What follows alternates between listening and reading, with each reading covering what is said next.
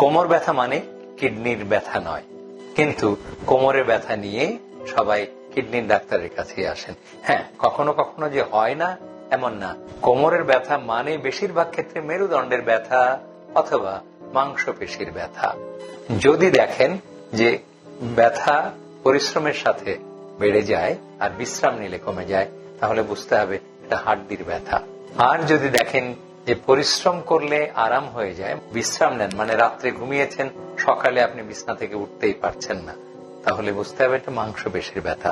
কোমরের ব্যথা হলে কেবলমাত্র কিডনির ডাক্তারের কাছে আসবেন তা নয়, কখনো কখনো আপনাকে নিউরোসার্জনের কাছে যেতে হবে, কখনো কখনো অর্থোপেডিশিয়ান, কখনো কখনো ফিজিক্যাল মেডিসিন বিভাগে যেতে হবে।